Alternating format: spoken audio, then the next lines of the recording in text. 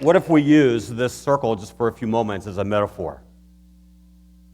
What if we use this as a moment where we decided that this is really how we label people, how we decide what exactly is and what exactly is not a label.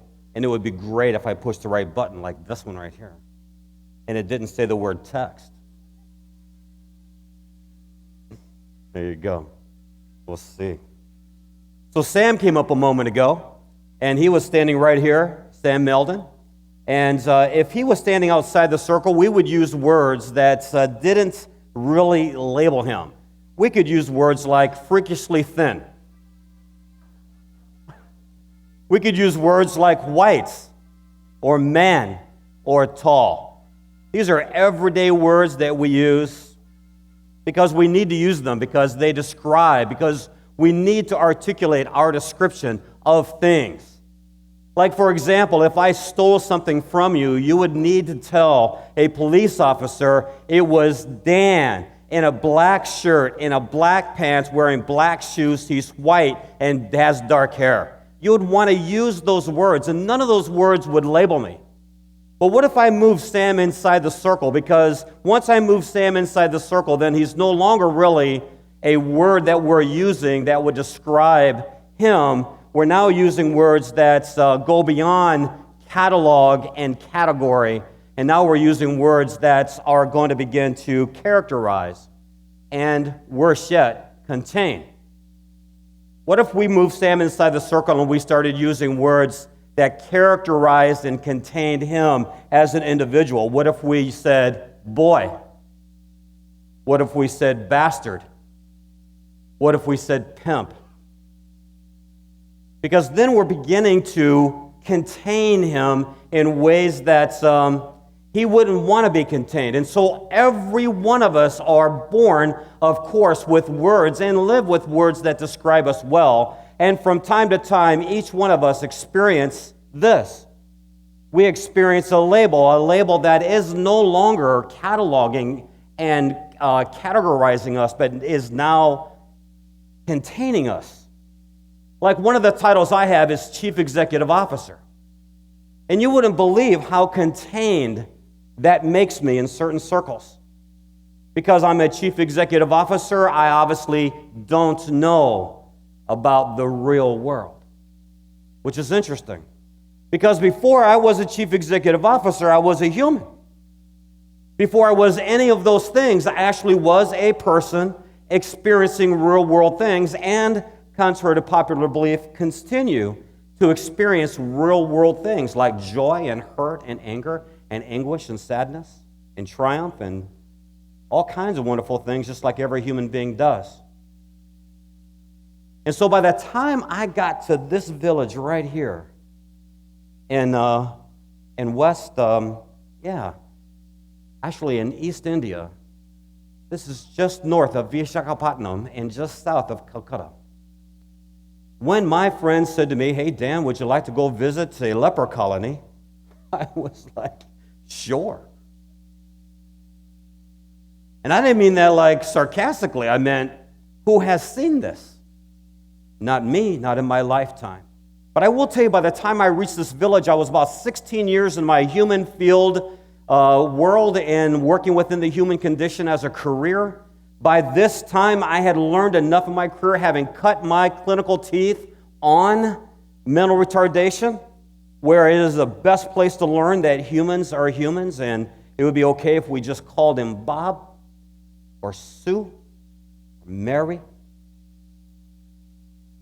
And so by the time I reached this in the late 1990s, I had already shed a lot of this whole way that we want to contain people and we want to characterize people, and we want to put the name before we put the person, like a leper. But I will tell you, nothing was able to prepare me for this experience. And so we were there. We had some blankets and some things in one of the trucks that we were driving the back countryside with, and many of the people came, and I was really fixated by this one particular individual. Her name was Mary. They wouldn't tell me her Indian name, because mostly they don't trust Westerners with the dialect. And so they said her name is Mary. And I said, okay, but here's what I noticed about Mary. She was an individual with one leg, no ears, half of a nose, no fingers or thumbs, because of the disease had ravaged her body like leprosy does. And with the one arm that she had left, she was reaching up. She was scooting across the ground toward our direction with one hand up, looking for something. And when I saw her scooting toward me, the last thing I wanted to do was give her a blanket, because I'm thinking, how is a blanket going to help this? I mean, it's a medium. I can use a medium. I can use the blanket as a point of connection, as a point of contact. I don't have trouble, obviously, in my line of work connecting service to relationship, but it wasn't something that I could do with any good conscience or integrity. And so, I knelt down, to Mary, and quickly our eyes fixed, and here she is now looking at me, and her expression begins to change. And so just for a while, we just hugged. Because leprosy isn't as contagious as you might imagine that it is. In fact, you have to be in a third world country like India for 8 or more years even to begin to contract such a horrible thing as leprosy. I will tell you that when I got up from the ground that day and I finally reached my way back to the borders of sanity, I left in that village that day any remaining residue that I wanted to include labels that would contain and characterize human beings. I want to leave it there in the dust, and I never wanted to return to it. And I will tell you now, for the last 17 years, that has been almost my single pursuit, to live really what I refer to as adjective-free or label-free, to use language that is most common. Because in my world, I would rather lose the label and gain the human being than to include the label and somehow lose the human in the process, as happens in most cases today. And so what happens is that we really find a lot of people now just in this condition here, where they're under rubble. As a matter of fact, mostly when I look at people today, this is really the image that I conjure up. Because somewhere underneath all of that containment, somewhere underneath all of the things that we have allowed ourselves to be canonized with or contained by, is a human being. They're way down there. And it's in my daily work, because we don't spread too much inefficiency when it comes to words anymore. We don't want to say there are people experiencing homelessness, or here is a person who presently does not have a house. We would actually rather put the word in front of the person and say homeless person. And as soon as you put the word in front of the human being, you have begun to contain that human being, much like Mary was contained in India. She was just under rubble. What did I do that day? Not much more than just a single rock off of her life. Of course, to me, I shed a lot. But the reality is that when we contain people, when we say that they are the measure of their label, that they are the measure of the reasons why we work with them, then this is what we get. We get a lot of protest. We get people who are just like raging against the whole idea. And so we've come at it rather foolishly, I think, over the last several decades. We've begun to monitor words that we can and cannot say. So we can't say certain words that would even describe anyone, like white or black or Hispanic or Oriental or Asian or woman or man. And so because we've associated those simple words with labels, in fact, they're not labels at all. They're just describing words. But when we use words like bitch or bastard or prostitute or pimp or homeless or poor, then we begin to characterize. And when we characterize, we contain. And of course, that's happening. And what happens to the human spirit, to the human being, when we seek to contain another human being? Well, we get this. We get protest. And why wouldn't we get protest? And of course, protest is never met well with people being protested against. Because we're like, well, if we gave you a sandwich and you seem to be in protest about the sandwich, shouldn't you, hungry person, be satisfied that you got a sandwich? And if the answer somewhere begins with an F and has a compounded Y word with it, we're a little concerned about, well, people don't seem to be very gracious in the way we're serving them, except for the fact that when you say things like that, you might as well be using air quotes, because it's not service at all to contain someone in a field and say, this is where you belong, and it doesn't matter if you step out of that containment, we will always see you inside of that contained space. That's what labels do. But you know, labels create this. They create this invisibility, right? They create this most horrific thing that's happening in society today.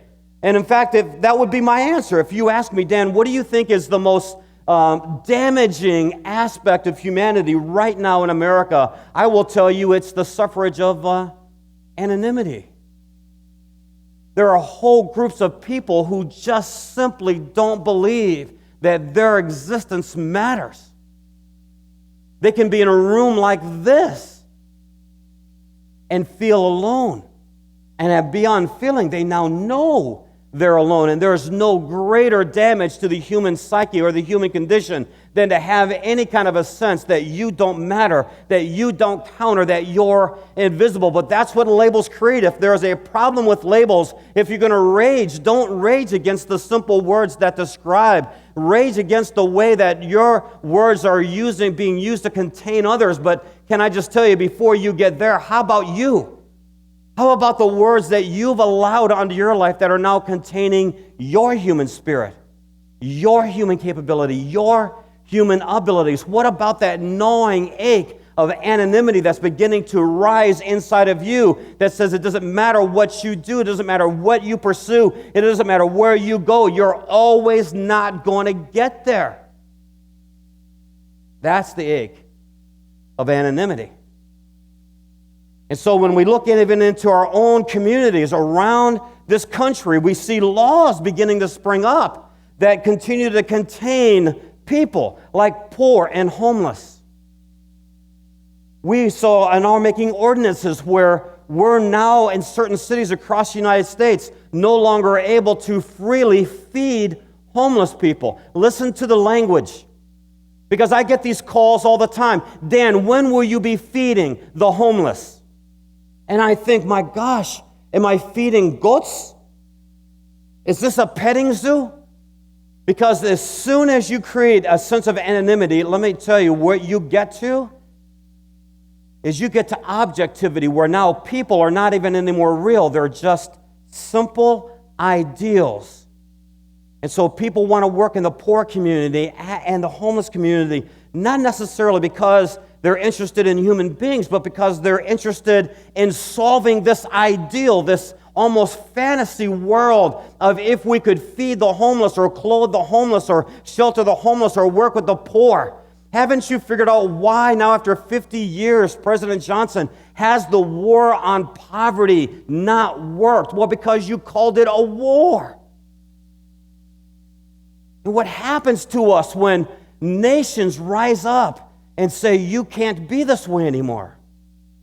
Having grown up poor, I looked into my father's eyes years and years ago, and I said, after I knew a few more things, and I said, Dad, did you realize when I was growing up we were poor? His eyes swelled with tears, and he asked me, did you? End of conversation. It took education and real-life experience for me to look back and know that I was poor, but I certainly didn't know it at the time. And I'm pretty sure if you would have forced it upon me, I would have raged against it as well. So I would ask you today, what's the accelerator? What are some of the things that we can do to speed this up? How can we begin to say as a community that we could speed the human? How can we begin to lose the label and gain the human? And would that be an ideal? Could we live label-free? Could you take all of the things that people have said about you and shun them? And could you take all of the ways that you use to describe people and realize that you are potentially using your words that will contain them inside of this circle that has contained every speaker today? Because if they're contained, then it doesn't matter what education, whatever they pursue in life, you will always see them there. What are the accelerators? I will give you 3, and then we will speed along our way. Here's number 1. I would say, stop treating people like a petting zoo. How would that be? And I would say, stop treating yourself like a petting zoo. What do I mean by that? I mean, stop visiting people like their ideals or objectives or something to accomplish or conquer or rule over or fix. You know, humans are humans. Let's start there. Let's reverse trends. Let's stop putting their adjective or their label ahead of their name or ahead of their humanness. Let's just say, hey, they're a human, and here's what they're experiencing. But you could stop visiting this problem, and you could live among, figure out for yourself how that works for you. How do you strip yourself of the way that you contain others around you and visit upon them your service? So stop treating people like a petting zoo. That would be awesome. Here's number 3. Here's number 2. I believe life is a you first proposition. You can't expect to live label-free while you yourself are laboring under the same rubble that you hope to solve in other people's lives. Unburden yourself. Realize that though there may be labels that seek to contain you, you can allow them, as was said earlier, to define you or shape you. And I would suspect that I'm in a room full of people that have chosen the latter, to allow our experiences and the things that have been said about you and the things that you've said about yourself to not define you so that they will continue, but shape you so that you can be mobile and continue to move forward. And then lastly, I'm going to spend the last 2 minutes of my time preaching at you. You're like, what's the guy been doing here lately? Here are the 2 words that describe you, whether you like it or not. Can I tell you that out of the fire of originality, out of the flames of uniqueness, you were fearfully made, as was every human being that has been sought to be contained on this planet. And you are wonderfully framed. Come on now. Let's lose the label. Let's gain the human. God bless.